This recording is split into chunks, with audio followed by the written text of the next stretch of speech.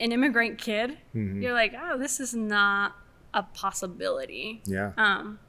Because film to us, it's like, oh, what rich people can do.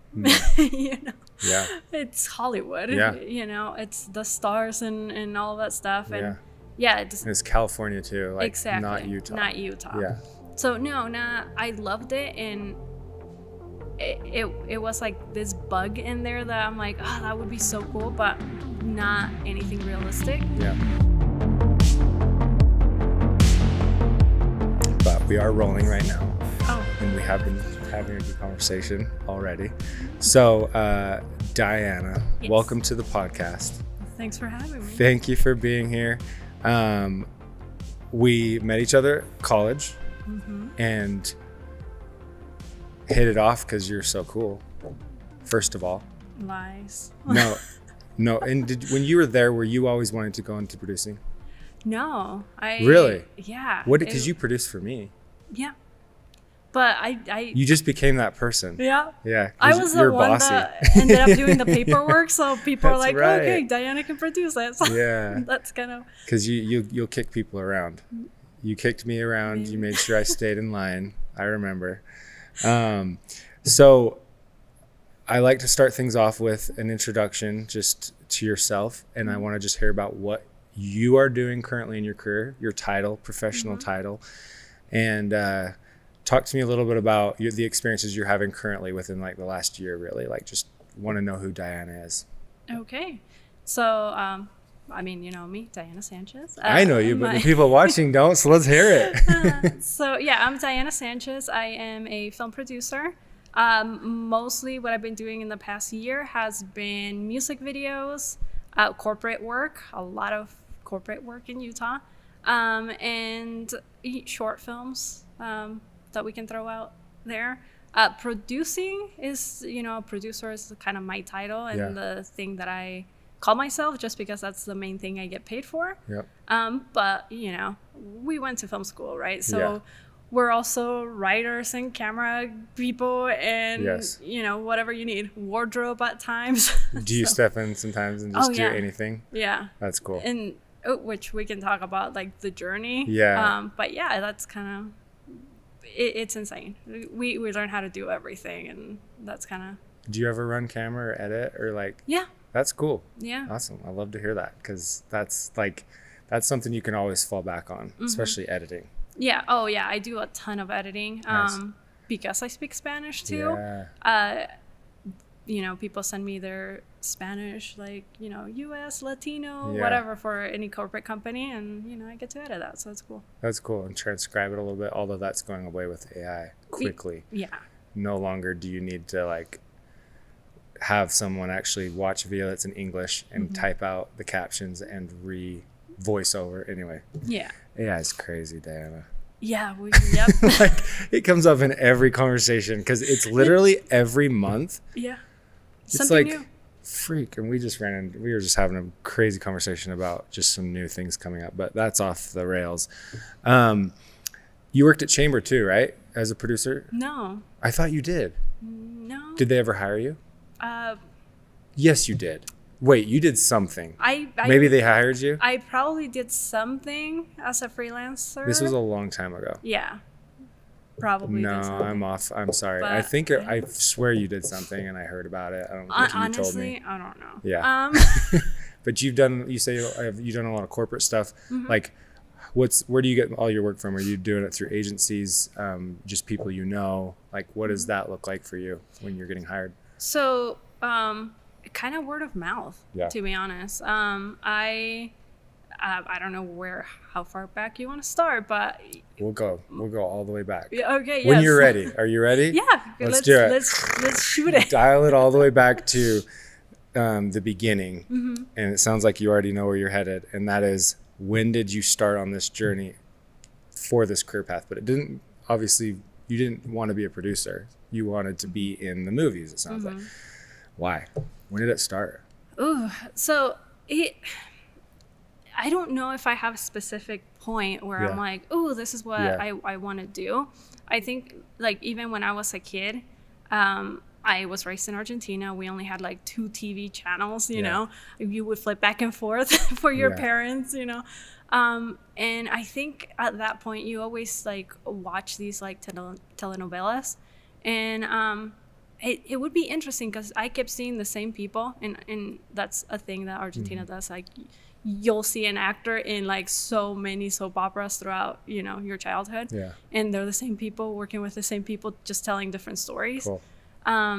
So you know, I would see that and I'm like, oh, that would be interesting to do that, but realistically I'm like, that's never gonna happen. Yeah. So then, you know, fast forward, I'm in high school. I'm thinking In Argentina? Here. Okay. Yeah, I moved here when I was 9, so I was in like 4th grade. Why'd you move to the States?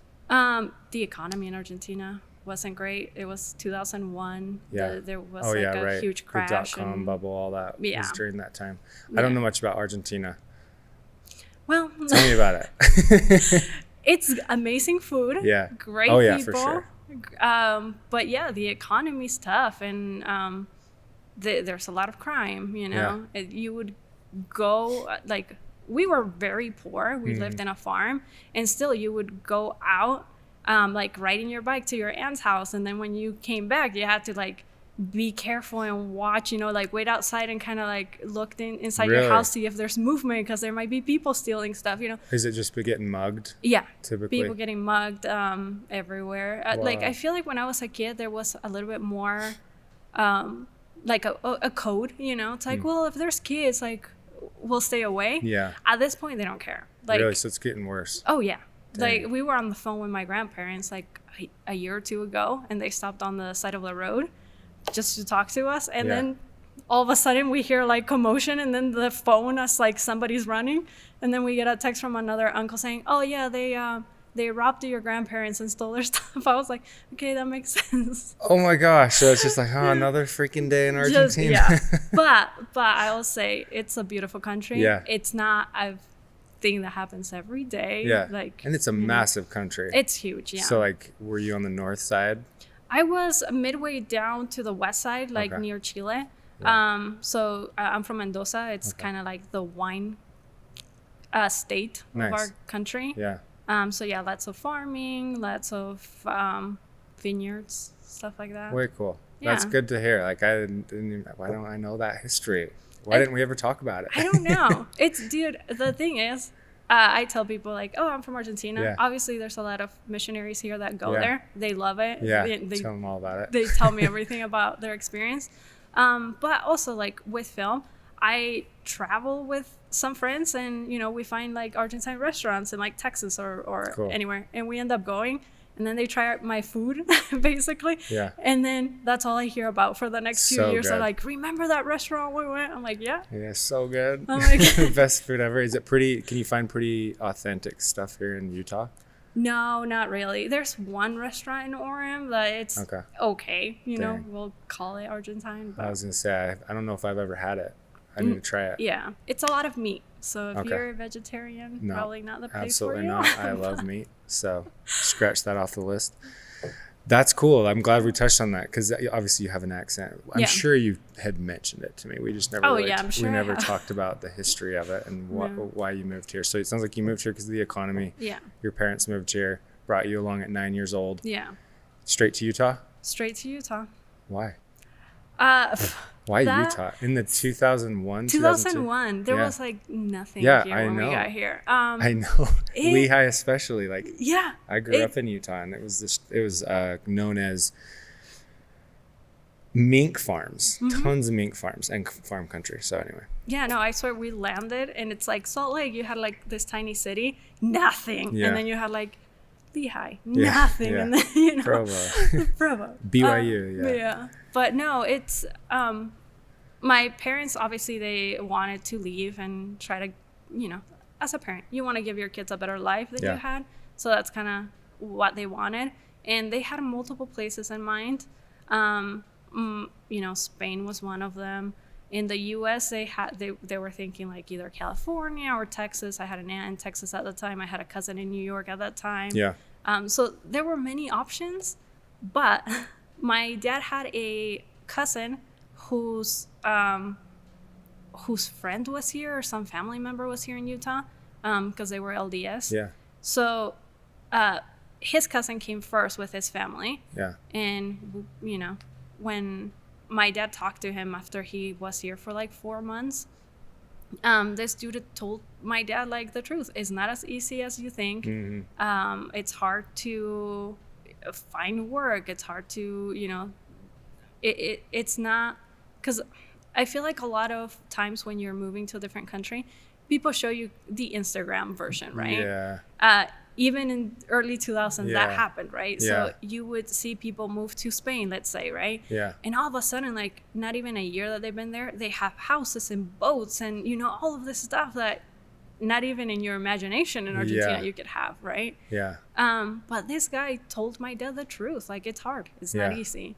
So my dad ended up coming here June, I want to say, of 2001. Nice. And we stayed back. So he was here for... Oh, so he came first. Mm-hmm. Yeah, Laid he came the first. Foundation. 4 months, he just, you know, worked in delivering newspapers and construction and anything he can get his hands on. Cool. But this, like, $500 crappy car from, like, early 80s. Yeah. A Toyota. That's cool. And send us photos of that car. And, dude, when you grow up without cars and stuff like that, you see that and you're like, oh my God, he got this car. It's insane. Yeah. And 20 years from 80 versus 2001 is not that bad. Like, when you think about an early 2000 versus now. Yeah. It's a pretty good car. Yeah, it was But $500, that's awesome. Yeah. And then we got here and we're like, oh, wait. It's still probably like the crappiest car around. Yeah, you start comparing it to other people. But, you know, we thought it was amazing. Yeah. But yeah, so he brought us over 4 months later. When we got here, you know, my dad had $8 in his bank account. No way. Where were you living? So my dad's cousin had rented a basement and they had split the basement into two, like the homeowner. Yeah. So they were renting two sides. So when my dad was going to bring us over, he talked to the landlord and said, hey, can I rent the other side of this space? And, you know, she agreed. Yeah. Obviously, my dad didn't have any money to put like a down payment, like deposit or anything like that. He's like, I got you. Yeah. So the lady was super nice. She's like, don't worry, just pay me when you have the money. So he brought us over. $8 in the bank account, you know, so dang. First paycheck after that he got, he paid, you know, rent, and that's how we started building life here. You guys are the real deal when it comes to like the American dream and what they say when you come with $8 in your pocket and you build a life here. My parents, I will say. Yeah. Well, you've built a life, obviously. Yeah. Off what they did, but you know, it's kind of like a stepping stone. Totally. They left behind their families and the country that, you know, they knew, for a country that they didn't speak the language, that, you know, they didn't know how I was going to be here, and all of that stuff. So yeah, I'm extremely proud of my parents. Way and cool. Also I feel indebted because I wouldn't have this career or my life if it wasn't for them sacrificing what they did. And then you went to college, which was probably a big step. Are you like the oldest in your family? No, I'm the middle child. Okay. Did all of your siblings go to college? My oldest brother did. He actually graduated college after me. I feel like I met him at some point. Yeah. Was he in the film industry? No, he does UX design. Okay. But he's super supportive. So cool. If I ask him probably to on some sets. Hey, we need help on a set, he'll show up. Need a PA. Yeah. Grip. That's cool. So then you had moved here. You were living in a basement. Mm-hmm. And I know you said fast forward to high school, but like, did anything from moving here like sway you in any direction? Because you ended up going to UVU and then, but obviously before that you were in high school. Mm-hmm. Were you looking at film at all as a career and option yet? No. Just thought it was cool. I thought obviously it was awesome, but again, we were very poor in Argentina, so I never really went to a movie theater or anything like that. Whatever movies we would see is whatever popped up on TV. Yeah. You know? So we were watching like Alf and which is like an 80s TV show. Yeah. When I was like Alf. It's a good show. Okay. But yeah, we were watching X-Files. Like I remember X-Files. Traumatizing for a kid to watch. But you know, my cousins, they were older because I'm basically the youngest of my cousins. That's why we did that film. Yeah. Yeah, because you wrote that. Yeah. I need to think about that real quick. Yeah. So Ben has time to look it up. Is that anywhere on YouTube? I think it might be on. Did you already find? Okay, we'll get there. It's that film that we did together in college. Oh my gosh. Yeah. Good stuff. And the no acting joke. I was looking for it because it was on your. It was on my you YouTube. You had uploaded it to yes, YouTube. and I think that's maybe where you found it. And no. then Yours. You put it on your YouTube. Well, it's not the final though. Okay. Because I couldn't find the final one, the one that you I put uploaded. it on like my first YouTube channel. Yeah, it's called T.Y. Henderson with a bunch of numbers. And then all of a sudden, like, because I had it on my website with that YouTube link, and all of a sudden one day it went away. I refreshed and it's like this video is no longer available. I'm like, Ty. You should have told me. I hope it. Well, freak. We need the final version. I know. Yeah. So I just uploaded whatever I had. Okay, well. Yeah. We'll always show. The nice thing about showing things is there's no audio when we show things. Yeah. But you'll get the nice footage that you shot. Yeah, that was so fun. That was one of the first things I like ever professionally shot, if you want to call it that. Squirrel, bring it back. Yeah. You still didn't see movies as like an option or a career. You know, you go to high school. Where'd you end up going to high school at? Pleasant Grove High. Oh, nice. Yeah. So Very cool. I cool. grew up in Pleasant Grove. Cool.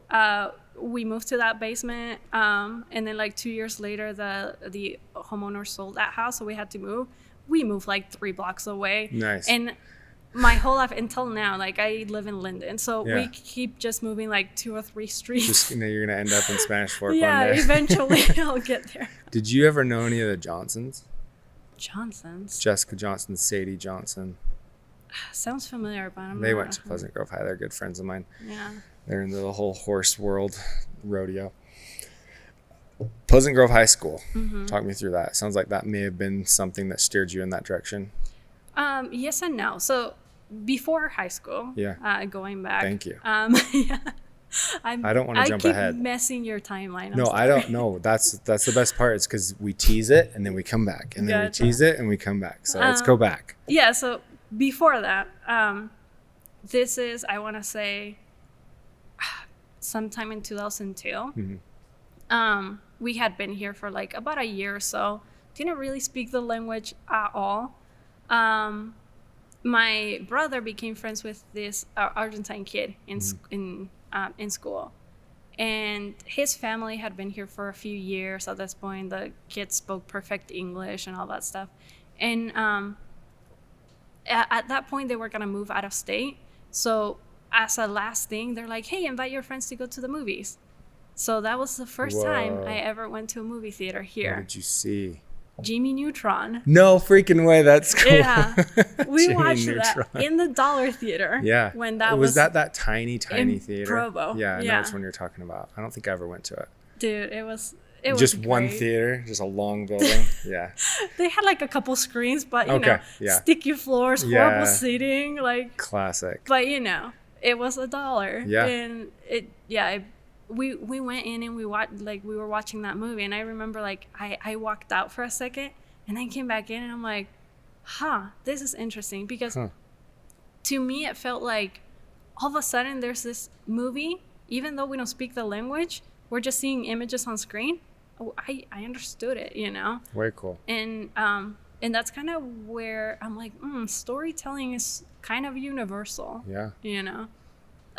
So yeah, that's the first movie I watched in theaters here and made me fall in love with. So that was that moment. With that, yeah. That's really cool, especially that it was later in your life, because most people kind of see it earlier, but you just never saw movies. Yeah, no. That's a really cool beginning. Obviously, I saw movies, but like in a TV, in a theater, you know, tiny TV at home, which was like, I don't know, 19 inches maybe. Yeah, in a tube. I'm sure it had the big back. Yeah. to now, you know, seeing it in a theater where you're like, oh my God, it's so insane. So cool. Yeah, after that, then, you know, we became addicted. So my brother and I would like bug my parents to take us. And, you know, we watched so many movies after that. First live action was Spider-Man. Really? Which I love Spider-Man now, and I think that's why. Way cool. But and you love Jimmy Neutron. Yeah. I mean, you're like, whatever. It was fun. Like, you know. But that was a classic. It was a great movie. Yeah. Like, it's a good experience. introduction. Yeah, for sure. Yeah. That's cool. So you just kept seeing movies. Anything else that you saw that stands out besides like Spider-Man and Jimmy Neutron? I mean, those are the first two, you know, so they always like pop into my mind. Yeah. But yeah, we would watch whatever we could get into, you know, because we were kids. But yeah, like all the Pirates of the Caribbean when they came out, Zorro. Zorro. That was probably cool because that's like a Spanish film, right? It's like, or is that South America? It's no, or Mexico. It's more like the story is like like California, but Zorro. Like, yeah. The guy with the hat. Yep. So it's in the blind California when California was like owned by Mexico. But it was, who's the actor that plays him?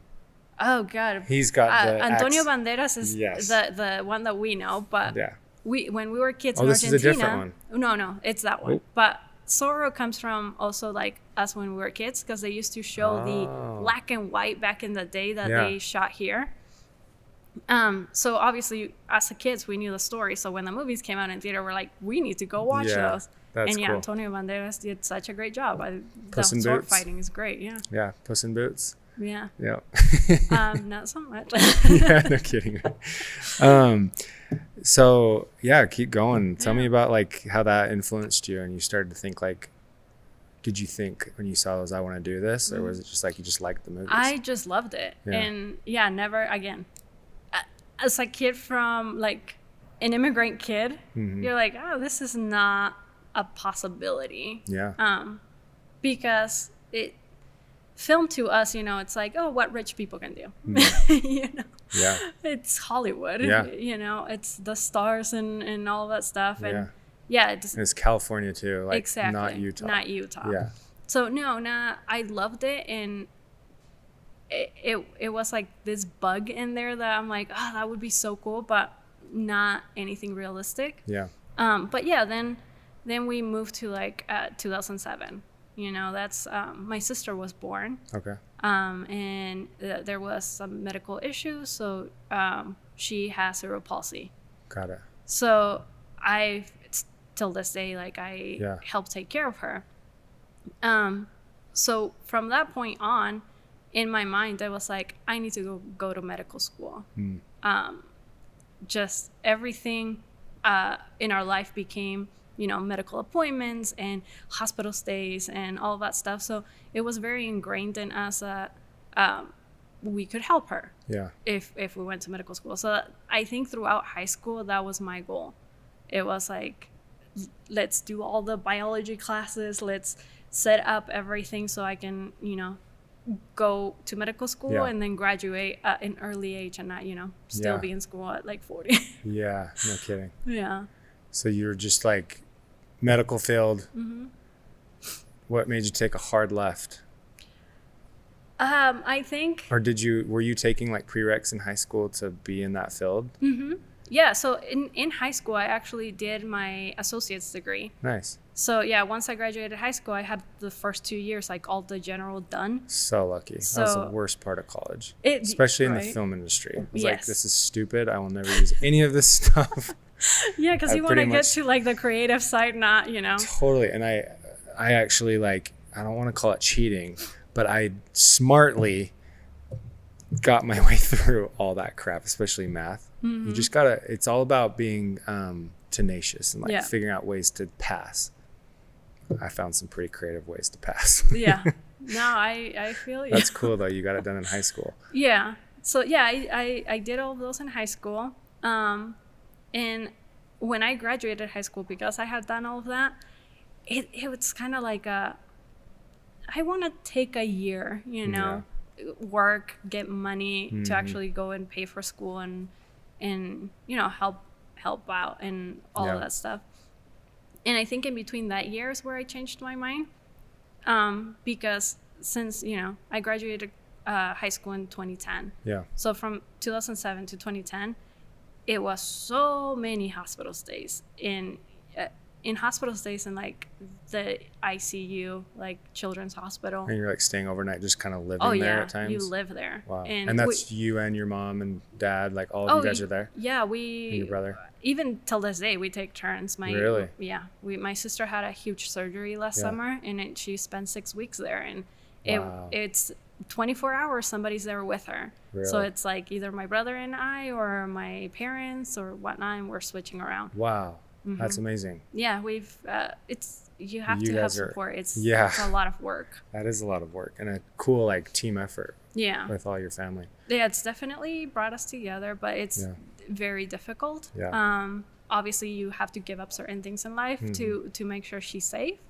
But it's definitely worth it when you hear her laugh or anything like that. So cool. So but yeah, so I think at that point, when I graduated high school, I was just so tired of all medical stuff that I'm like, do I really want to do more? Do that? Yeah, do that for work. It's like you already have to. Exactly. I'm like, I'm going to be at work doing medical stuff, come home, do medical stuff. Like, my life is just going to be that, That's interesting because, you're already a nurse. Essentially, you're that bedside person just taking care of them constantly. Yeah. So, so it's a conversation, funny enough, I had with my brother.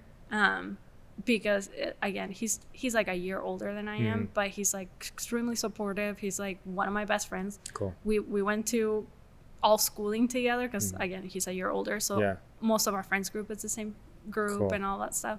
So I had a conversation with him and told him like, I don't know if I want to do that, and he's like, you don't have to. Yeah.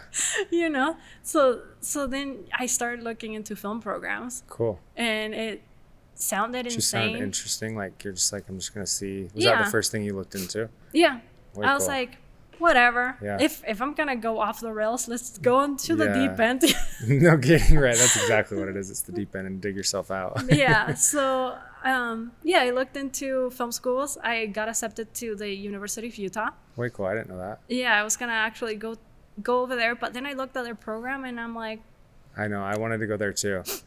I like UVU's program better. Right. And that was the same way, like Utah didn't even really have one. Yeah. BYU was like super theoretical or like it's a lot of books. Yeah. Yeah. And UVU seems to be the one that was like hands-on. Yes. So I was like, hey, this looks, it's closer to my house, you know. It was cheaper as well. Yes, and you didn't have to apply. And you just true. Got in. Not that you couldn't get in, but. But yeah, no, that's the funny part because I got into the University of Utah. I didn't really apply to anywhere else, but I could have. I got into BYU even though I'm not LDS. Yeah. It was extremely expensive if you're not LDS and you try to go there. You're more likely to get in if you aren't, from what I hear these days. Oh, really? Yeah, because they want the diversity in Ben. They want like to convert you. Yeah, probably. That's the goal. But the thing is, it's like if it's kind of, if you're not LDS, it becomes kind of like outstate tuition. Got it. So it's way more expensive. Oh yeah. Crazy. So no, I was like, nope. Yeah. UVU sounds amazing. Yeah. So I started the program and I met you in cinematography. Yes, Bob Trim. Yeah. Good days. And how did because I remember Christian. Mm-hmm. I've not seen that kid in forever, but we had like this little group, and remind me who was all in it. I remember because I had this other group with Dustin, who actually I've been back in touch with, and he just did a shoot for me yesterday. Oh yeah, I haven't seen him in forever. And then Tara. Mm-hmm. But then us two, Jake and Morgan, all did a senior project together. Mm-hmm. What happened? Like we had this other group that was like Christian, you, obviously Tara, Dustin were part of it, but like I'm trying to remember the dynamics. I'm curious to hear your side of it. Oh God, there were so many people. I know. So we had a fun group in Trim's class because I remember them always saying, sorry to cut you off, you're gonna get your group and then you're gonna stay together. And unfortunately, we all didn't. Well, We all just, everybody like, kind of, Yeah. went their separate ways. Like, Yeah. some of them are in LA right now. Yes. So, but yeah, no, there were many. I think the people that stand out to me, Neil Hyatt. I think Oh my gosh, I can't remember. he Neil. was finishing when we started. So I had like Yeah. 2 classes with him, Yeah. and then he graduated. Yeah. Well, he left. But Jake Gifford, like Yes, Jake Gifford. Tara, Yeah. you know, And Dustin, I forgot Brooke, about Brooke. yeah, Crazy. Lindsay Watson. Yes. Oh my gosh, yes. I actually reached out to her to have her on. Yeah. Because we did some stuff at Devon Supertramp. She got hired as an cool. AC for me. And we didn't know each other in college, which is Oh, crazy. really? Yeah, we didn't. What? We just knew of each other. And then Yeah. when Supertramp hired her as an AC, I was the DP. And I was like, yo, we went to school together. And we became super close on that shoot. She's so great. Yeah. No, she's hardcore. I love Yeah, her. she's awesome. Stefania Barr, she was there too. She was Sure. I younger. need faces. Yeah. It's hard. It's hard. Yeah, I know. And what was Tyler? Do you remember Tyler? Yes. He does Cardinal Films now. Yeah. He was, I don't know if he was part of that, but yeah, so many people. Benton. Anyway, Yeah, we don't have to. No one knows what there's the a heck lot. we're talking I about know. right now, but we're just reminiscing, which is always fun. Anyway, where were we at? You had just gotten into UVU. Yeah. And we met in the cinematography class. Yeah, What which- year was that? Like, was that our first? 2012, it was my first class. Because that was right when I got done with generals, I think, and then I went all in on. Because I started in 2010. Oh, gotcha. So I'd been there for 2 years, which is the general side of things. I also took a year off though, just because school sucks. Yep. Dude, I hated school all Yeah. growing up. So Yeah. I'm like, I'm trying to be like, high school, I was like the A student. Yeah. Just because I'm like, I don't want to repeat anything. Yes. I'm like, I just want it over. Just be done. So yeah, once I got my bachelor's, I'm like, I don't want to go back. And you probably did it in 2 years, didn't you? 2.5, I think, because I started doing You're a amazing. minor in theater that I end up dropping at one point. But yeah. I went to college for 6 years. Oh wow. Yeah, we graduated at the same time because Yes, I we started. No, I started in 2008 because that's when I graduated high school. Yeah, it was that year. Geez, yeah. Well, you're awesome. Getting Oh, done in thanks. 2.5 years. I couldn't. And I also took some time off. I went to the Art Institute too. Did I ever tell you that? Yeah. Do you remember that school? I It think was in so. Draper. Yeah. Such a joke. Like they're out of business now because Yeah, they were I just wonder why. they were just a freaking shady, schemy business. But they got me. They got a semester of me. So, anyway, we're in cinematography class, and we started to form our little group. Tell me about just college and how that kind of shaped the direction you wanted to go in. Because it sounds like still, I don't even. Yeah, I remember. I don't think you just kind of fell into that role. And Yeah. but you also wrote the script. You like to write too. Not really. You didn't. Why did you write? Dude, I don't know. I remember you were I pretty do excited about things. that script. So, first, let's go back to cinematography. Yes. Because please. I think- keep saying that. Stop allowing me to go so far. This is the thing with that class. That's where I met Neil Hyatt. Like, he was walking out of the class one day, and I made a joke, and that stuck in his head, and then I saw him in a different class, and then we started, like, talking. But that cinematography class, the one thing I remember vividly is us having to do this project, and then we'll show it to the whole class. Yeah. And everybody went and filmed some random stuff, and In the building. in the building. Some of them were in the building, other Yeah. ones were wherever, at your house or remember whatnot. 99% of them were horrible, mine included. Yeah. I didn't know anything about film at that point. Like, I shot at a super insane like frame rate. Like, it was the Yeah. worst thing ever. And then they played yours. And it's like It this just came glide to me. cam, Oh my gosh. beautiful scenery of this Of that house. Yeah. That's funny. I forgot about that. And as soon as you started talking, I was like, oh gosh, I here it was comes. like, I need to be friends with this kid. Yeah. Yes, that's so funny because I totally forgot about that. And then I'll never forget when that showed. Everyone was like, what the freak? Yeah. Because it was a lot of like intro type videos where people like were just Yeah, shooting. it's like horrible things of like, here's a doorknob, like Yeah. it was the worst. And then yours come up and it's like such such a beautiful shot. If you look at it now, though, Well, warp stabilizer. I promise you'll see it. But yeah, no, I was a big Supertramp fan. Yeah, at that time, dude, I think everybody in the class, I think even the teacher was like, well, at least we got one. That's so funny. But yeah, no, so I remember that. That's so cool. I'm glad you remember that. I wish I had that clip. Maybe I'll pull it up. I think I do have it. We'll make an Instagram teaser of this and I'll pull it up. That's hilarious. I'm glad you remember that because I forgot until you started talking about it. Because I was in Tooele and I was heading out to my wife's aunt's house and I just saw that house. I was like, crap, I have to do a shot for the cinematography class. She pulls over and I got out. Yeah, but it's like sunset or something like that too. I'm like, perfect time. Like, no, dude. Yeah, it worked out. It worked out so well. Yeah, thank you. Thank you. I appreciate the kind words. Well, but yeah. You're freaking talented. Like, thanks. that's the truth. And then that's when you were like, all right, let's link up. Yeah, I'm like, I need to be friends because my things need to look better. Yeah, like I'll tell him what to do.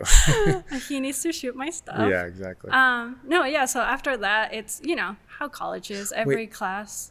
You directed that film. Yes, I did. I am so sorry. No, it's you wrote it and directed it. Yeah. I kept saying you produced it. Tara produced it. I because you wrote it. I don't know why I kept saying produce it. You directed it. Yes. That was your vision. Because that's why I said.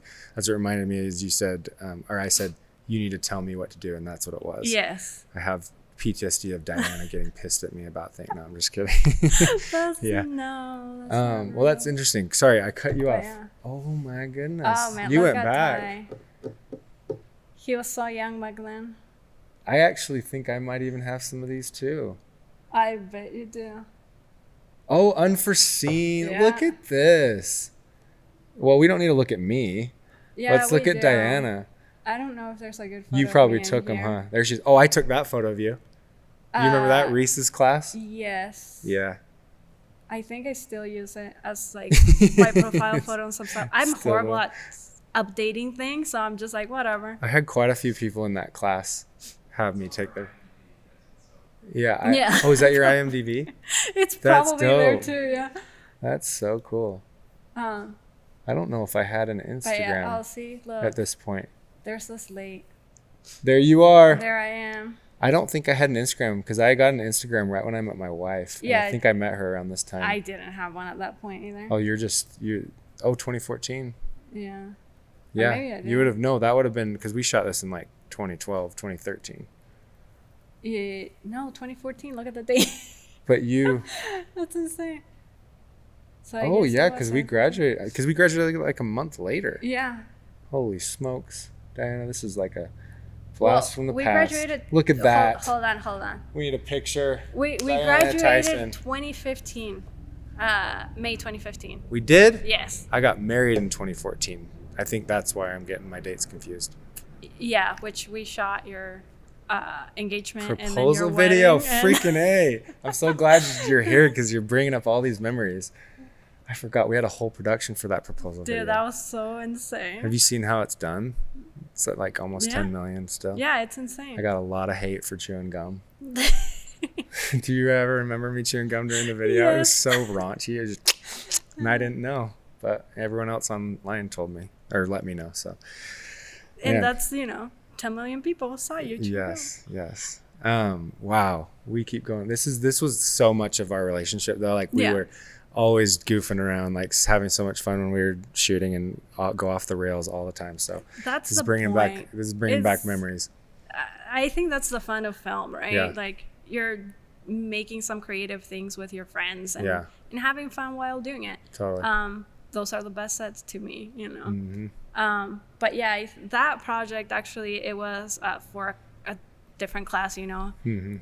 which all of the classes, like by the end, you're doing similar type of work. 'Cause what you need to do is be on set filming. Yes. So I think for that one class, it's like, hey, come up with something and go film it. Yeah. What So- class was that? Was that Bob? One of the many. There was Bob Trim, but then there was Bob Condor. Condor. Mm-hmm. Loved him. Yeah. Was it his class? I don't remember. It But doesn't matter. it's one of them. Yeah. It might have been Dennis because Dennis had a directing class Dennis. I think that was Dennis's class. too. Yeah. So yeah, so I quickly wrote this short, and you'll see, like, I love horror films and thrillers and all that stuff. So that's kind of where that one came from. It's like, hey, how can we make something like in that style? Yep. Obviously, you look at it back now and you're like, oh my God, this is pretty good. I mean, let's be honest, in 2015, no one was using glide cams, I'll tell you that. Oh yeah, no, it's shot beautifully. Trying to be I think it's pretty good. I love it. I think the story itself is questionable. And that's my truck I had to give to the actor, and he was like the worst driver ever. Yeah. It's like, what are you doing? I actually just parked here like a couple weekends ago, and I always walk up that hill and I imagine this. Look at that smooth shot. It's so not smooth. But yeah, there's things here where, you know, now you're like, well, if I had a budget, show don't tell, you know, yes, like totally. your things that you would change. But yeah, no. So on the nose, like. Yes. So right now they're like listening to the radio and it's telling them something's out there. There's a murder. And anyway. But you know, things that you do, you learn. That you learn from. But yeah, this was a really cool project. We shot it in like 2 days, I think it was, like very short days, so it wasn't like actual full productions. Because you were working at the time, like the actors, everybody worked for free, you know. So it's like, hey, we're coordinating. They were all trying to build their reels. Yeah, when I see him pretty often. He's on TMG. Yeah, he's great. Still at it. I haven't worked with him since. I did a film back in 2019, and he played like an angel or something like that in it. Yeah. And that's when I saw him again after a while. That's cool. But yeah, it's so we're reminiscing a lot. We're like, people are like, shut up. Like you guys are oh, there's Bob Conder. Yeah, I forgot we hired him. Let's bring it back to like why you wrote this and why you wanted to be a director. And was that the path for you at that point?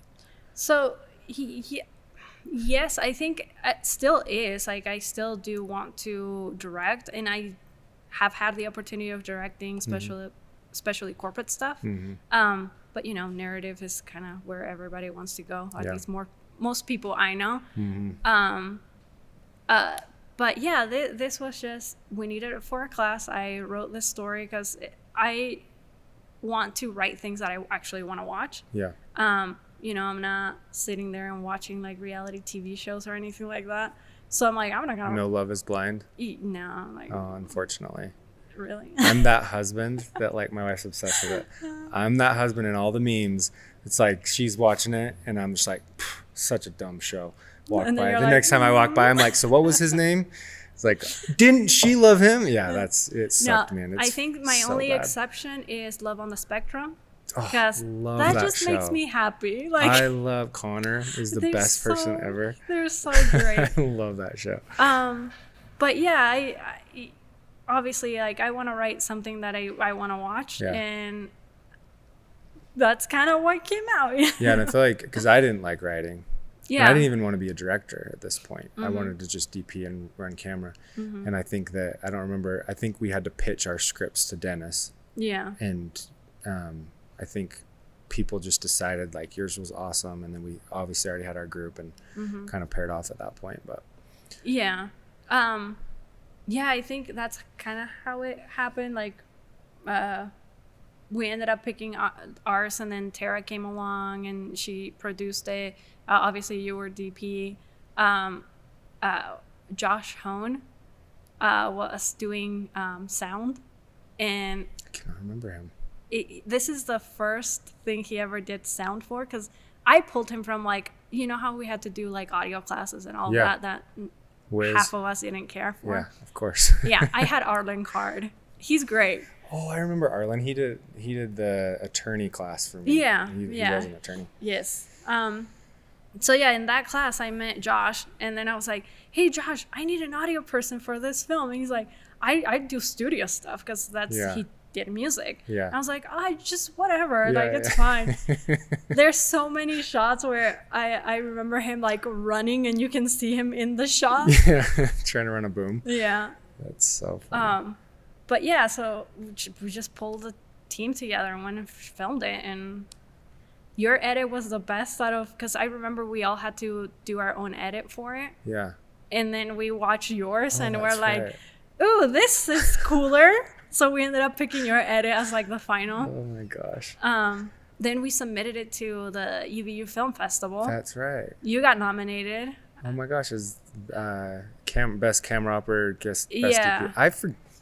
This is so fun. You're really filling my head full of air right now. Yeah. Thank you. No, that one got nominated for a couple of things. I think Yeah. it's about like best sound and That's right. Yeah, it did. So yeah. Is that it? Oh, Unforeseen. Look at that. Yeah, there you go. Oh my gosh. So many. But I think this year, 47 minutes took everything. Oh my gosh. Yes, that was a great movie. And Stelio shot that. Yeah. Right? Yeah. Which, funny enough, Stelios, I met him briefly because Yeah. he had left UVU when I Yeah. started. Same. And then after that, we worked together for years. That's So, cool. Yeah. Do he's you great. ever work with Jeremy Prusso? Yes. Yeah. So I actually just reached out to him to be on this, and he's Oh, down. sweet. So we're gonna try to get him in July. But him and Stelios. Mm-hmm. That was the very first time I was like on a set, and it wasn't even a set. It was literally a workout program that they were filming. That I knew Joe Girard, who I'm sure you know. Do you know? So Yeah. he got me on that shoot to help, and Jeremy and Stelios were shooting camera. That's where I met them, and so we have that history and then I've just seen those guys go up and do a lot of amazing things. Yeah. No, yeah. We'll get to it. Yes, I'm excited. We got to lean into this college days because you're bringing up so many fun things that I totally forgot. Yeah. So long ago, it was like 11 years ago. Yeah. Keep talking about your journey. Like you're directing. Did you like that? You're like, cool, we won some awards. Like what? Yeah, was happening? I loved it. It was fun. Obviously, looking at that now, I'm like, oh my God, I would do like 100 different things, Yeah, you know, of than course. what we did. But for free, that we was shot good. the thing, it looks so Yeah, great. it was great. Yeah, so after that, I went on and directed a comedy as well. That one was shown at the UVU Film Fest in 2015. That one was fun. That one, Jenny Goodsell wrote it. Co-wrote it kind of with me. Oh, she had blonde hair. Yeah. I forgot about Jenny. And she also acted on it, which was I feel like I fun. saw that. Yeah. You shot it, didn't you? Yes, you did. No, I didn't. Yes. Hold on. We had Jared like take his shirt off, and you're like, Diana, why did you pick? Because he's like super buff. Do you remember? Yes. Dude. Yes, strings attached. This is wild, Diana. I forgot. Dude. Because I was sitting there going, why didn't I shoot this for you? Like, what I'm like, are you- no, you shot it. I remember. Oh my gosh. 'Cause I Oh my remember gosh. You this is kicked me out of the crazy. bedroom because I was laughing like Yes, when 'cause Jenny was you and improvising. You're like, Diana, you need to leave. Oh my gosh. And yes, Jared took his shirt off and he's freaking jacked. Yeah. Yeah. Oh my gosh. This is good. Look at this Yeah. film. Diana, this was completely You've gone. had forgotten. This is like what is that? That cartoon. Joy, sadness. Yeah. Inside Out. That was one of those balls that were locked up and you just popped it into my memory. But yeah, Weird. this was a fun project. And this was one of the last things that I did. Funny enough, so Jared, Yeah. I did a thing at the very beginning with Dustin when I started college. Yeah. It was my very first thing that I directed. It was a scene from Michael Clayton. Yeah. And he played the lawyer. And Really? then you know, Yeah. 3 years later, however long it was, we shot this one, which was my last thing at UVU, and he That's played funny. the character here. So This all is full so circle. crazy to me. And it's funny to see the lighting. I remember I didn't understand soft light. We Yeah. just would throw up the freaking light and just Yeah. bing. Well, also I had Meryl color grade it, and he's like, "Oh, it's a comedy. Let me color grade it as a comedy." Yeah. And then we had to turn it in. It looks great. It's great for a but comedy. I Hard light. wish it was a little bit more moody. Yeah. You know, Yeah. that's kind of. Well, you should have freaking gotten pissed at your DP and made him do it, because Hey. it's so bright. It's like literally you can see there's a light here. Yeah. There's You shadows. know, when you're not paying the DP, you kind of just go. I'm sure I kicked back. I'm like, Dan, I don't know how to make it look any different. You're like, let me put 50 more lights just in case. I'm so glad. This is shadow? so fun to watch. No. This is so, I know, right? Well, there's a bunch of projects. There's even, let's get to the end, because I wanted to see the end of Unforeseen too, and she kills it. Well, sorry, spoiler alert. Oh my gosh, this is so crazy. I just want to watch it for my own sake, because I forgot about all this. But I DP'd a lot of projects, and I just remember all the things that I learned just in college by just shooting things, and then it ended up, That's where you got mad at me? No, I'm just Why did I get mad at you? No, you just like gave me a look, and you're like, Really? This is why like- you hired him, isn't it, Diana? You wanted to have a And I'm reason just for like, him to just take keep his shooting. clothes. That's Don't right. worry This is about why it. I was looking at you. I'm like, Diana, what have you gotten me into? I'm like, it's funny. Don't worry about Yeah. it. Oh my gosh. I would see him at the gym every now and then. I don't think he ever remembered me because I was behind the camera. What was the plot? She's like, She comes home. They've been on one date. Yeah. She comes home, and he's waiting for her, like ready to propose. And she's like, he's insane. yes. And at this point, she's calling her friend, like, I need your help. Like, get me out of this. Hey, look at that. That's moody. Yeah. Friend doesn't answer, so she, Oh, he takes his underwear off. okay, he wasn't naked. I know. Everybody should know that. This is totally up your alley, Diana. And she went out the window. Yeah.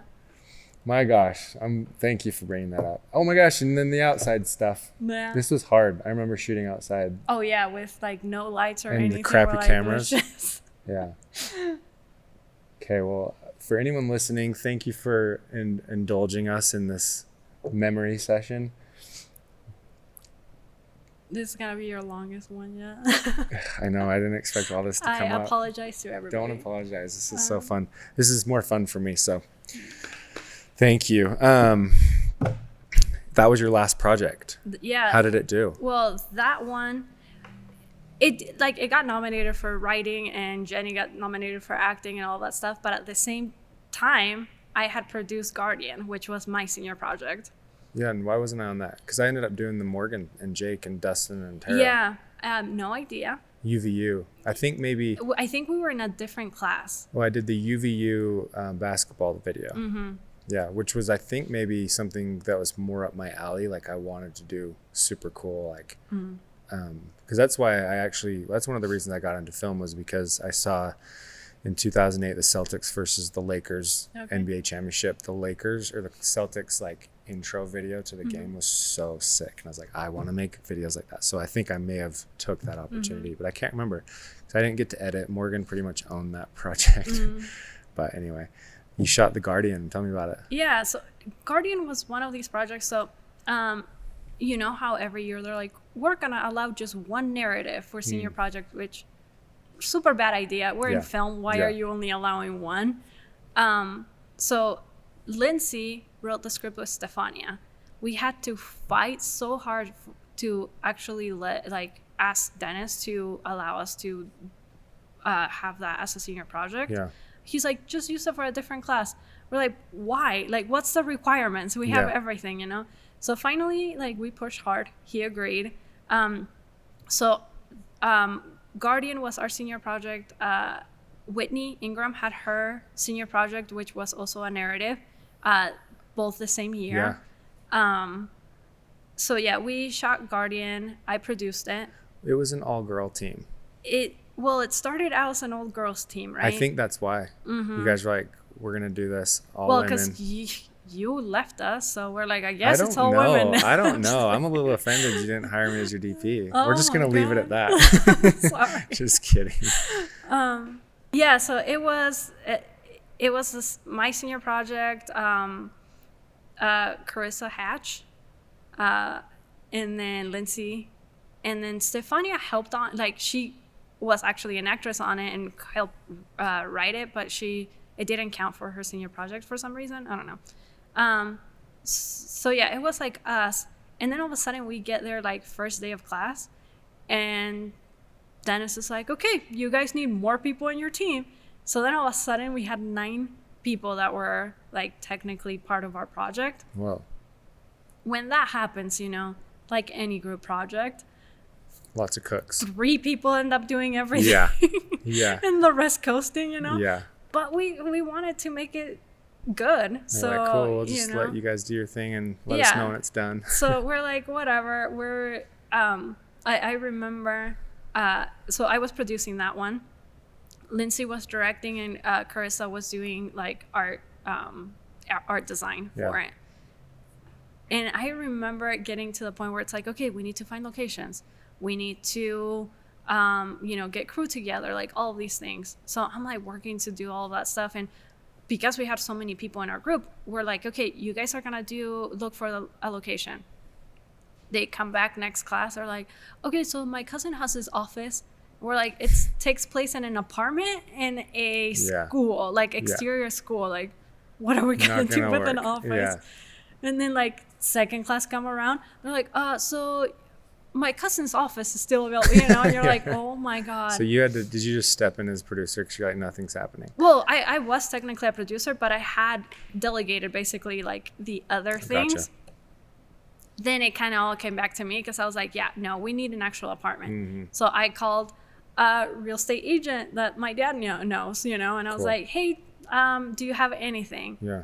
And he's like, he got me in touch with this homeowner that she's like had an apartment, for rent that they hadn't rented yet. Yeah. I'm like, cool, we need it for a weekend. She let us go and do it for free. Yeah. So yeah, we ended up, obviously it looked better. I remember this when you guys showed it. Yeah. So who shot this? It was Tyson. There's another one? It was another Tyson. He was already like an industry professional. That's right. That Lindsay knows. Way better than me. That's why. You guys were like, we're going with a pro. He was a pro. No, I remember that. We had a lot of Ryan Mullis was also part of our team. He edited the thing. Oh look, all the names are underneath. Yeah. That kind of will help. Tyson Mon, yeah, that's right. I remember that. Yeah, he was great. I think Meryl ran BCAM at one point as well. We had people volunteering. People that had already graduated, they came back like Neil and AD'd for a day and whatnot. Yeah. So yeah, this was a fun project. So when the film festival happened, we had submitted this one. I had submitted the comedy. There were like so many projects. This one ended up winning a bunch of stuff. Yeah. And because like this one and the comedy were nominated for the same things. This one took it. We're like, hey, okay, it's still cool, Yeah, that's awesome. So at this point, were you like, I'm a producer? Well, at this point, it's like, I think this is where I've fallen. Yeah. It's like, I don't mind doing the paperwork, Yeah. I like I said, I do think like directing is what I wanted to do. Yeah.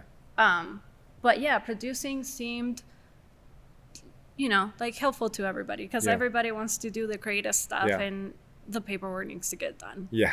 So yeah, that's kind of, I think, my first project that I can say I produced that. Yeah. That's so cool. Were you on my green screen project? Do you remember that? We shot at the Park City studio. Yes. Yeah. Did you help on? What were you? Yeah. Were you producing on that? I know. I was directing. I think I just helped out. Okay. Cool. I remember being there. That was one that just came to my mind, and I tried to. Oh, it was such a joke. I had to work with the animation department. It was so bad, but amazing. So you're probably graduated at this point. Mm-hmm. Now let's enter into the industry. Wow, we spent so much time in college. I know. That was fun. Just if you're, well, I can't tell them now, but just skip all that if you don't care. Skip to this point. Okay. So yeah, and then anyway, I'll bring up something that I remember, but start going down after you graduated. What ended up happening? Oh, so before I graduated. Going back to college. 1 second. Going back. The summer of 2014, I worked on a feature film because I kept bugging Bob Conder. Cokeville Miracle. That's what I was going to bring up. Yes. Yeah. He was ADing. Yep. And I was like, Bob, get me into a movie. Bob, get me into a movie.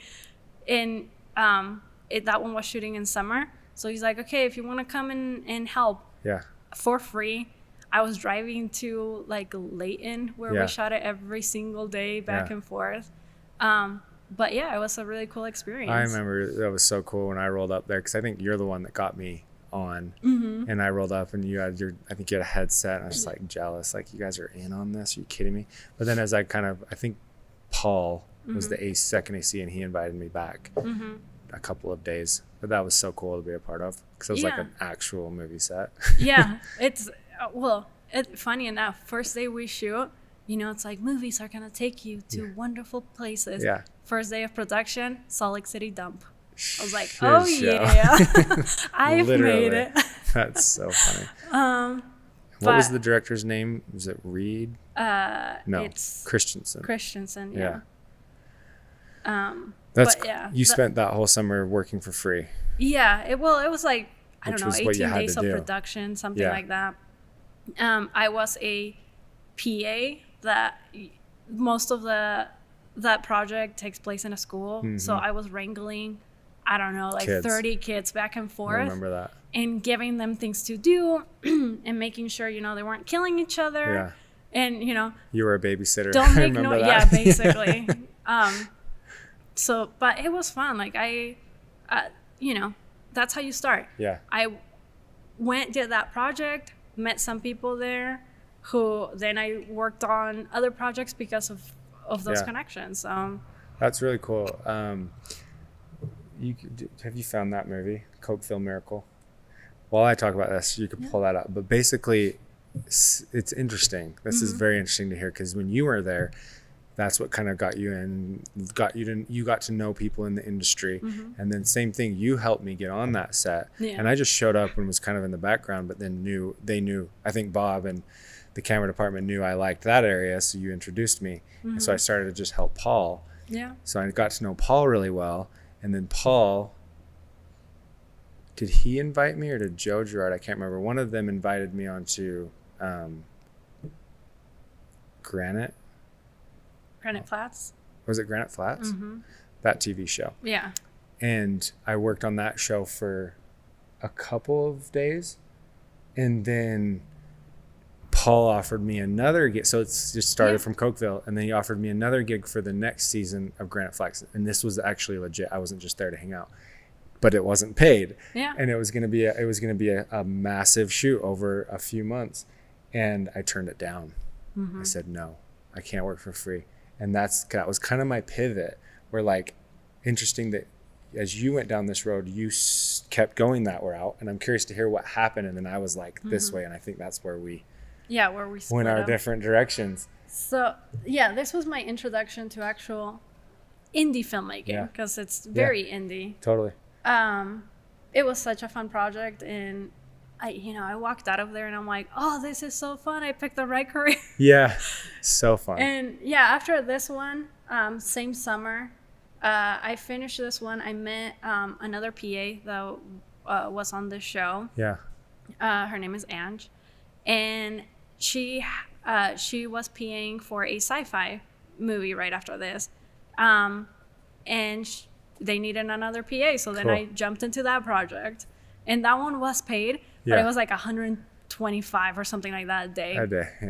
But the cool part about that one is that my whole job was to pick up lunch in Salt Lake City, take it to a farm, like, I don't know, an hour or so, like, outside Salt Lake.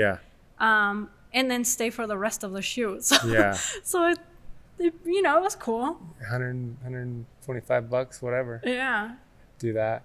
And then, and I think too, I obviously was a big Devin Supertramp fan, and then I started to get to know Zane, and that's where, so I'm still super close with Zane. James, Terry, they were like a different group. And I kind of started to go that route because I wanted to be in social media. I wanted to go the YouTube route. So I think having this experience, and then, going back to college, finishing out the last year, making those films with my friends, that was the best part. And then we graduated. And then it's like real world hits, right? And it's like, okay, I'm talking to people that I've met during these projects, other stuff to see what was happening in Utah at that time. And there was a couple shows coming to town. So I had talked to the film commission. They were trying to get me into whatever projects they could get. And I got into one of them from a like big network that was shooting in Oakley at that time, which is like So far. like almost 2 hours from my house. But I got in as a locations PA, so that's kind of where that I switched from the college life to now I'm doing locations, which is definitely So you had to find them, or like what was your scouting? Yeah, scouting. Then when we would shoot on the episodes, like I was there during the whole production. Cool. While obviously it's a big show, so we had multiple scouts. We had a location manager. I was a locations PA, so we had a locations assistant, all of that stuff. But that was a horrible experience. What was that? Just the way that they treated, especially Utah, the crew. Yeah. There is a difference between, oh, here's the union side and here's the people we can abuse, you know? Yes, I've heard. Yeah. So that show, I worked on it for a month and a half. It was horrible because I was driving 2 hours, which, rule, if your crew drives more than 30 minutes, you get them a hotel. Mm-hmm. We're PAs. No one cares, right? Yeah. So I'm driving 2 hours to get to set, working 15-hour days because locations department, first one's in, last one out. Dang. Then driving back home. There were so many moments where I'm like, I don't remember crossing like the canyon, which is terrifying because that's scary. That's messed up. Yeah, I would get home, like open the garage, put the car inside, hit the thing to close the garage, and then fall asleep there. Really? And then Dang, wake up you were like a couple hustling. hours later to go shower and then go back and do the same thing. And you did that the whole show? No, I did that for a month and a half. So like 2 episodes basically. Oh, so you and were then like, I was like, I can't do this anymore because I'm going to end up dead if I keep going down this route. Totally. And at that time, one of the people that did Cokeville Miracle, he was a second AD on that one. He was doing locations for Hallmark. So he's like, he gave me a call. It's like the world, like, it's such a random thing because the day that I decided, like, I'm not going to do this anymore, I get a call from him saying, hey, I heard you're doing locations. Are you free?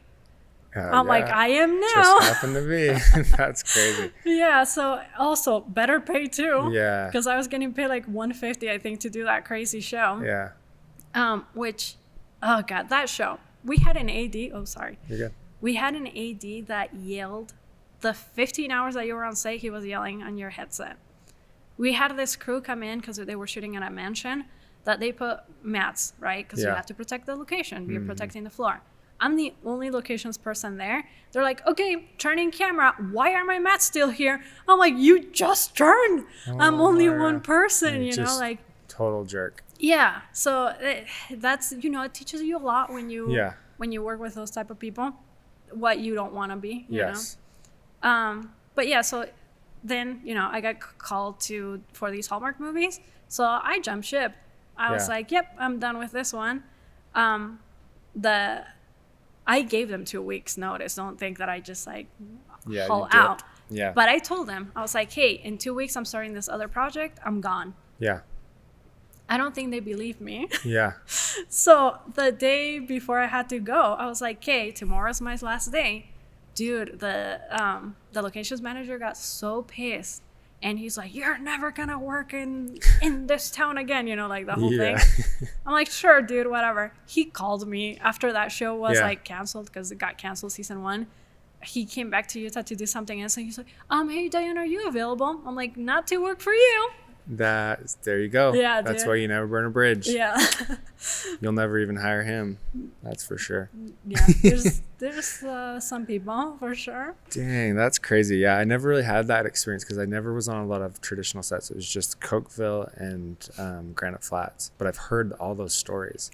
Yeah, no, this guy, because at one point I was like, I can't keep doing this for $150, you know? Because it was like, gas was expensive back then. It is now too. Yeah.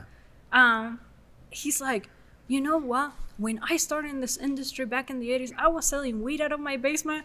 I'm like, cool story. What do you want me to do? To sell drugs? What's wrong with like you? stop promoting. I'm like, thank you for your advice, but And I'm okay. that was so much of that old, like you heard that when we'd go on these like shoots. Mm-hmm. Were you in my class when Bob Trim took us to Granite Flats set? No. Okay, so that's kind of how I got in, but I also knew Paul at the time. Anyway, you talk to these old timers, and even the guys that came in, it's like even Stelios came in and they're like promoting just like this grind for free, miss out on this, never go to your kids' birthdays, but it's worth it because you're getting into the industry. And that never sat well with me. Yeah. I never loved that. And you actually experienced it. Yeah. But you're like, you know, see ya. It's different because I was 23 at the time, right? Yeah. I'm like, okay, at 23, you know, you're young and dumb and you'll do anything you're trying to get in. Yeah. Now I'm like, no. Yeah, not worth it. And I do think this industry, like everybody keeps saying like, oh, you need to like paying for the art or whatever. Mm-hmm. No, you don't need that. Yeah. I do think that there can be a balance. Mm-hmm. Just people don't want to find it because it's money. Yes. And to me, I'm like, I care more about my crew than how much money, you know, we have. Yep. So yeah, I think that's kind of a difference. That's cool because that's so much of the trend with everyone that comes in here. It's like more about the relationships. Are you a good hang? Yeah. Versus like hiring the best. You know what I mean? It's like you want to have a good set and so many times the sets suck. Yeah. And like I had Damien. Have you ever worked with Damien? He's a stunt car driver / I haven't worked with him now. So he's like talking about how that same kind of thing and how they're their whole mission is to like change the dynamic on set, and they're just it's got to be a positive place. It's a fun place. It doesn't have to be so freaking jerky, whatever the word I'm looking for is, but just not fun. There's a balance, right? Yeah, obviously you got to get stuff done. Exactly. You need to have an AD that can, you know, move things forward. But also you need to give people that time that they need to do things safely. Mm-hmm. I don't want anybody getting hurt on a movie set or anything like that because you're making a movie. Yeah. There's no point. Yeah. For somebody to get hurt. So there's a lot in that side. Yeah, and now you're like, I mean, this is kind of jumping ahead, but you're now over a lot of the sets being a producer, and so that's super important to you.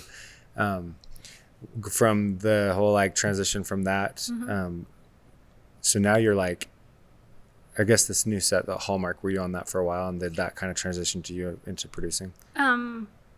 So yeah, I did that we did like 3 Hallmark movies in a row. So that was from like June till like November. So I was Christmas mode from the whole year, you know, at that point.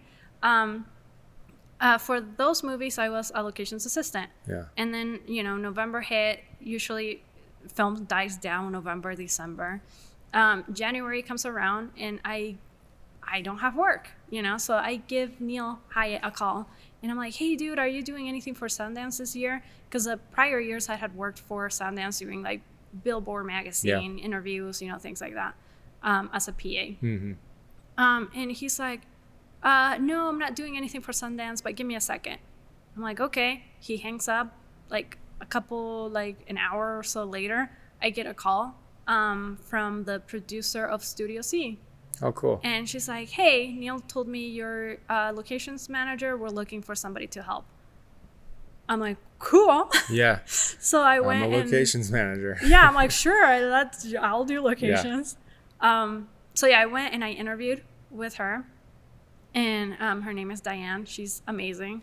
And yeah, I did Studio C as a locations manager. We had sketches. You know, it started with, hey, we're filming 1 day a week. We just need a house location. You know, you go and knock on 50 doors or whatever to find the right place. But that show, obviously here in Utah, everybody knows it. Yeah. So, you know, you'll say, hey, it's for Studio C. Yes, please come and film here. Yeah, you know, that's cool. So it was one of like the roles that taught me how to actually find these locations, in that side of things. And I appreciate locations managers so much now. Yeah. Because it's hard work. It's not easy. Yeah. Especially to get permits and things like that in locations that like. The paperwork's not the worst part. It's the, you go, right? And you get this location that the director loves. Cool. We're going to come and shoot here. Yeah. But you know what? That location that he loves doesn't have the best setup for your lighting guys, your sound, or your makeup, or, you know, like all this stuff. You know how many times I got like, why is my truck so far away? It's like, we had like 3 different locations that, you know, other ones were better, but this one's the one that the director ended up picking, you know? Yeah. So then you have He's to not like thinking about logistics. Exactly. You have to find a balance between like, do I show this or not? Because I know if I show it, he's gonna like it, but also the crew's gonna hate me for it. Yeah. So yeah, you get crap from from a lot of sightseeing locations. Yeah. Yeah. That's cool. And Hallmark locations manager, what happened next? Yeah, so I did Hallmark as Studio C. I'm sorry. Studio C Studio locations C. manager. What happened next? And then after that, I did 2 seasons for Studio C. Cool. And Zach Vineyard, who also was in college with us. I know that name. Yeah, he was working for Young Living. Cool. And he needed a location for one of his shoots. So it's just a simple house location, whatnot. I found him something, and then I worked on set with him one day as like location /PA. And just having a conversation with him, he's like, hey, I have a lot more projects. Do you want to produce? At this point, I hadn't Very cool. really produced anything, you know? But I was like, yeah, why not? I'm a producer. Because here's the thing, like in my mind, right? I'm like, it's corporate. It's not really what I want to do. So I can take the money, get the experience, and if I mess it up, oh well, you know? Yeah, live and you learn. And then I ended up doing stuff for them for like, I don't know, 4 or 5 years, 6 years. It was insane. Was Haley there? The blonde girl? She was like their on camera face. Yes, I think I've worked with her. She went to Pleasant Grove. Yeah. You know how I'm talking about? Yes, I think I do. Yeah, I did a little bit of work for Young Living as an editor. I wonder if you were there at that time. They had just transitioned CMO. They knew I did like direct response type ads, and I worked with probably someone that you worked with, but I didn't realize you worked at Young Living. Yeah. That's cool. Well, as a freelancer, right? Like, they did eventually like, hey, you want to come and be an in-house producer? I'm like, no, not really. So yeah, I did stuff like producing for them until basically the pandemic, because then they had to stop production for a while. And then after that, I edited for them for their Spanish, US, Latino side of stuff. So I worked with them until probably like a year ago, I want to say. Oh, wow. That was the last project I did. We were both editing for Young Living and didn't even know it. Because I think I was editing for them like 21. Yeah. That's crazy. So, what happened next? Was that just like were you doing a lot of films between Young Living? Like, because I think at that point, did you just like, it seems like everything kind of just like happened. Yeah, you're like, I'll take that. I'll take that. So if someone came to you and said, will you direct? You're like, I'll take that. Yeah. So it's kind of just become producing. Yeah, it became producing. And the thing with producing for Young Living, because we had such small groups that, you know, I was the producer, but also the director, because no one from the company came except for the main person that had requested the video. Got it. So then they don't know anything about film. So, you know, I'm here like, okay, what do you need? Okay, cool. This is the shot, you know? So I was directing some of it. I worked with Stelios a lot on those, like in Bradley, and I don't know, like a bunch of people. Yeah. But yeah, in between, it was like Young Living. It was iFit, the training videos. Yeah. I was their first AD that they ever hired. When I went up there to AD, they were doing like 2 videos per day, maybe, you know, in a good day. Yeah. And I'm like, okay, let's fix the schedule. Let's ratchet it up. Yeah. And then we were doing like 4 videos before lunch and like 4 videos after lunch, and way cool. and we would finish their weekly thing in like 3 days. So then I feel like half of them got mad at me because they're like, we're paying you guys to be here. Yeah. And it's like, but we're done. Yeah.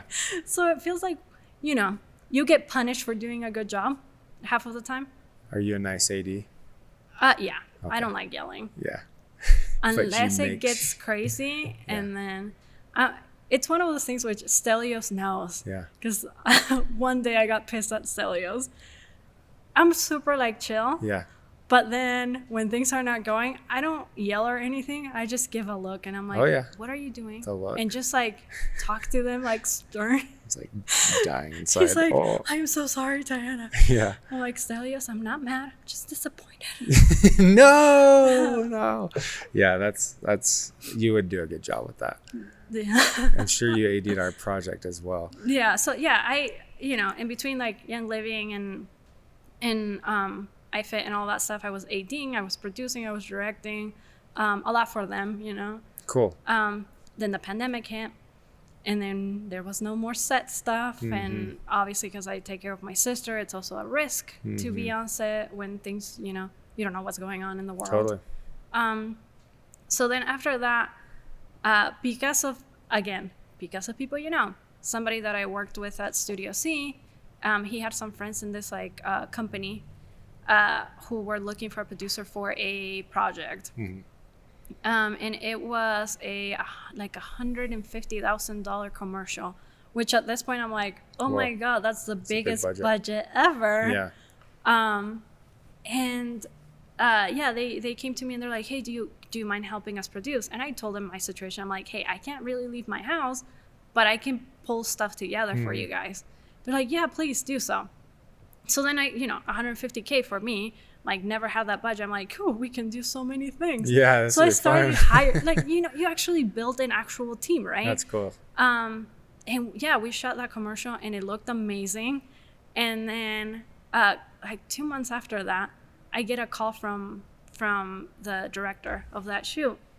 And he's like, hey, Diana, so we're looking for somebody that can do kind of what you do, but more in-house. And, you know, do you know anyone? Yeah. Wink, wink, you know? Yeah.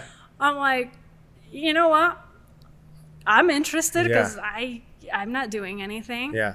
And that turned in 2.5 years of like me doing in-house stuff for them. What was the company? They're Cloudera. It's a Cloudera. data analytics company Cool. out in San Francisco. And that's the one you produced that big commercial for. Yes. And then the company, the creative director probably reached out to you. Yes. Because he worked there. Yeah. That's cool. Yeah. So the DP was in-house as well. Got it. And director is Eddie King and DP is Tyler. But yeah, they're both great. They're both from Utah. So yeah, I got to work with them online for 2.5 years. Did a ton of different commercials, animated videos, like, you know, it's data and analytics, so you don't have a product to actually go and film, which is different from every other company that I had worked for at that point. What a cool situation for you, though. Yeah. I'd never considered producing being remote. Yeah. That's cool. You can, Yeah. which I came It's to probably learn. a little more difficult, but Yeah. you just have to call people. Oh, yeah. It's a lot of emails, a lot of calling, a lot of, you know, coordinating and making sure everything's set. And the cool thing, like, because at that point I'm like, hey, I can help you and see if we can get it done. And then I learned, oh yeah, I can get it done, you know? And my goal as a producer when I'm doing stuff remotely is I'm gonna set everything up so when the director gets to set, everything's there and everything runs smoothly. That's and I it. don't, you know, he doesn't have to worry about anything. Yeah. And that's the goal, you know? Yeah. That's amazing. And so at this point, are you only doing remote or are you back on set? Right now, I've been back on set. It kind of depends on the time of year, you know? Yeah. If it's winter, it's probably a little less Yeah, likely. a little bit more risky. But yeah, I just helped out Stefania on a music video for her band. And that was a pretty cool experience. It was a very long day, but it's such a cool idea that they had. Lindsay directed it. Cool. So I'm excited for it to come out. It hasn't come out yet. It hasn't come out yet.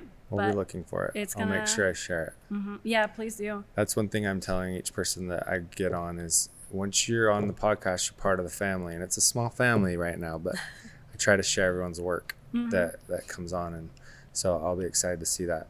So are you producing, I guess now we're kind of back to where you are currently. Are you still working for them? You're still freelancing? Like, so what's your day-to-day like now? Corporate life. I know. President of the company left, and then everybody from that person down started getting fired, basically. We need my people. And then eventually it got to the video team, which was 3 of us. Like, let's be honest, it wasn't like a huge team. Everybody got let go, and I was a contractor. So, once my contracts expire, they're like, well, thank you. Yeah. See ya. So yeah, it sucked because I worked with some really cool people there. But I'm like, cool, new horizons. Let's do other stuff. And while I was working for Cloudera, I was also producing music videos for Jay, our Cancelin, who also went to UVU with us. Yeah, he's Filipino. Yes. From Asia. It was something. Yeah, I worked with him a couple of times. He was super cool. Yeah. So he was intimidating to me too. Like I was a little bit nervous around him, and then we became friends. I think in a business class. Yeah. No, he's a great DP. Yeah, that's right. I think he helped me with my senior project. He actually second camered or something with me. He's a great DP. He's also a director, and he writes the music videos and all that stuff. So yeah, he's great. He called me one day because he wanted to shoot this music video here in Utah, and he was looking for somebody to find stuff. Yeah. And that music video has turned into like 7 or 8 at this point. I don't know. Cool. But yeah, so keep doing stuff with him, and yeah, it's been fun. That's where you're at right now. You're producing lots of music videos. Yeah, music videos. Some of the people from Cloudera moved to other companies, so I'm working with them on their other companies too. Like they're doing corporate stuff. A lot of it, as you may know, this year kind of has slowed down because of the times that we're living in. The economy, all that stuff. Yeah. Especially as of like a few days ago. Yeah. So a lot of my projects keep getting pushed. Yeah. Hopefully, they come back so we can actually do them. But that's kind of. What's cool about all this too is it's kind of like an interview. Oh, cool. So did I pass? You've done a good job. So I always try to it's fun to know what you're doing and where you like to do things, and then also the other skills like editing and things like that, because we're growing. We're always looking for help, and so this is really, we don't have an official producer. This guy over here does our producing, even though he's not a producer. But we do a lot of smaller shoots. Yeah. As we're growing the company, though, the shoots are getting bigger, and definitely be hitting you up because we need a producer. That would be great. I'm here. Very cool. So this has been so fun to catch up with you. I want to end with just, where do you see yourself going? And then, are you still producing? What's the goal? It sounds like you still like to direct. Where do you see yourself going if you had a magic lamp to base a genie that says, I'm going to be here in 5 to 10 years? What would that be? What are your goals? I love, throughout all of this, right, what always brings me back is narrative work. And even corporate, I think people forget that you can tell a story in a commercial to sell a product. Yep. Because a lot of people, it's like, here's my product, buy it, and it's like, hey, how does that product change people's lives? I think that's a more important story to tell. So I love music videos. I love doing corporate work. I don't think it's a bad thing. But eventually I do want to move into doing narrative. My perfect scenario would be making movies kind of in the independent route. Yeah. So you don't have so much of the studio overlords. Have you seen the show Studio? Yeah. Not yet. On Apple. Yeah, not yet. So good. I'm only 5 episodes in, but it's it's all about that, the control they have over everything. Yeah. So hey, how can we make movies with friends? Yes. Do it the way that we want to do it, and then have it make enough money? Because I don't care about being rich, right? Yeah. How can we make enough money to make the next one? Like, Yeah. that's always the goal. And have a little extra to pay for your lifestyle. And Exactly. survive.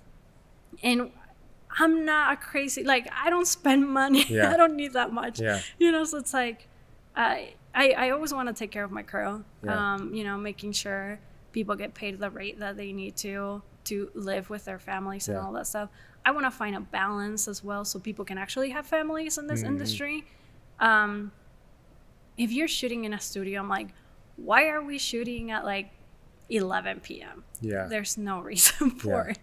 That's You know? That's well, and that's so cool. Like, that's so on your mind, because that was the main reason I didn't get into film, because Yeah. family is so much on my mind. And I'm like Yeah. listening to these guys like, yeah, I'm on my third marriage and my kids hate Yeah. me. And it's like, well, I don't want that. So that's what was cool about the route I took with Supertramp, is we didn't have studio heads, and we had a lot of people that we worked with that were from Hollywood or just in the industry that would see what we're doing. They're like, you guys are so lucky. And we're looking at them like, you guys are so lucky. You're making movies. And Yeah. the grass is always greener on the other side. yeah.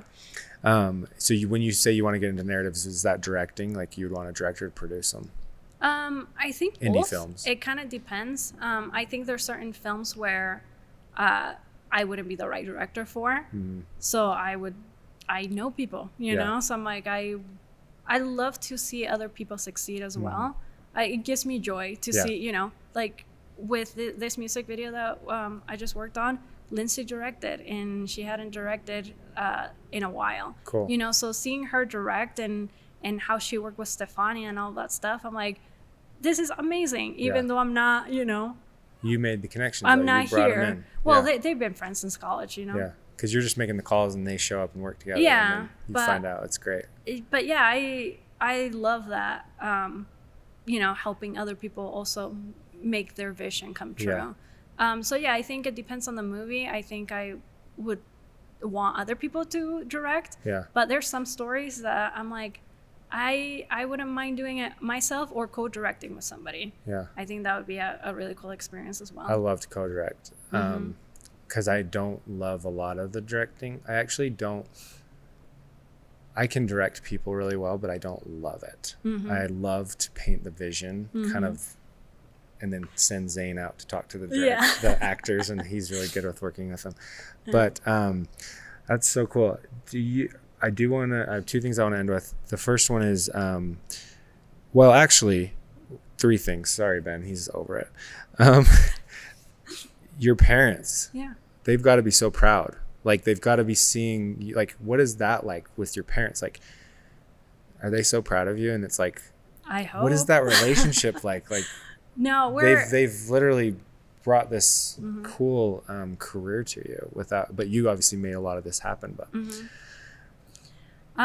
like, how cool! It's $8 in their pocket, and here you are producing. Yeah, they're super supportive. Yeah.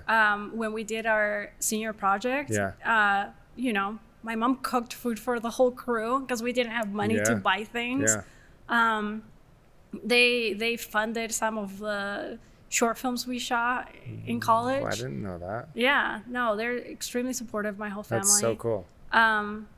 Yeah, we're very close. Like, it's cool. I hope I make them proud. Yeah. I think I do. I have to imagine. But you know, they're great people, so it's hard not to try your best, right? To show you're thankful for what they've done. Giving you kind of this life. Yeah. Essentially.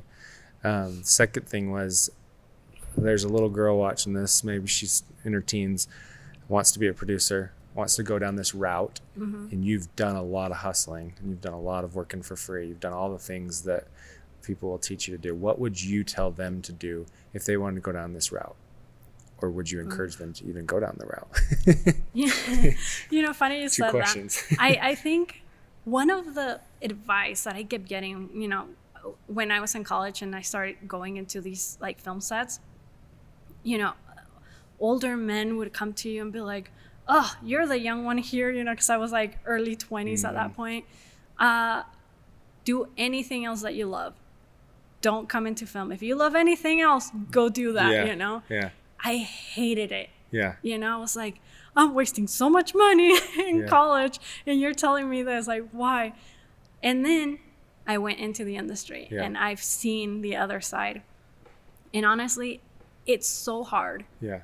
Because it is a feast or famine in half of the time. You're hustling.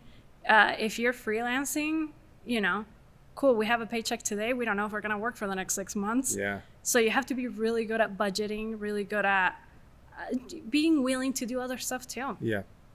First movie sets, I was cleaning bathrooms, and I'm sitting there with a college degree. Yeah. Thinking like, oh man, this sucks. This is great. I'm glad it got me this. But here we are. Yeah. And now looking at it now, it's like, hey, if I'm directing my own movie and we're doing stuff and I have to clean a toilet, I don't care because I'm living the dream, Yeah. But yeah, it's not easy. It's not an easy thing to do. It's not an easy career. I think it's one of the first things that when the economy goes south, it's one of the first things that get hit because, people stop spending money on things like this because they need to afford food. So, and corporations stop spending money on this because, of other stuff. And now we have the whole AI conversation. So it's not going to be any easier in the future to be part of this career. Yeah. But if you really love it and there's nothing else you want to do, then we welcome you. And we're all crazy together. We're all crazy. That's the perfect way to say it. Hey, if you're crazy enough to join us, do it. Yeah. That's super cool. Last thing, I just want to wrap up with the end of Unforeseen. I just want to look at that and talk through that crazy scene, the twist of when she decided to go nuts. When you talk about thrillers and because this is kind of coming full circle to wrap it up, you watched all those films when you were growing up, X-Files, things like that. And then you wrote this film. Just talk to me about why the thriller, why did you write it? Why did you write this the way you did? Were you inspired by anything? Just as a writer, director, like. Yeah, I think obviously like Silence of the Lambs and things like that. Those type of movies I love. David Fincher is probably one of my favorite directors, Cool. So I wanted to write, like I said, something that I wanted to see. Yeah. And he was the worst actor. I hope he's not watching this. I thought everyone else was really good. Yeah. Hey, bless his heart. He did his best. But like that, I remember talking after we had a dope team. Yeah. Oh yeah, the handheld. I was like, I don't want to go off the glide cam. And you're like, Tyson, take it off the glide cam. It's going to look chaotic. I promise. We need it to be chaotic. Oh, here it comes.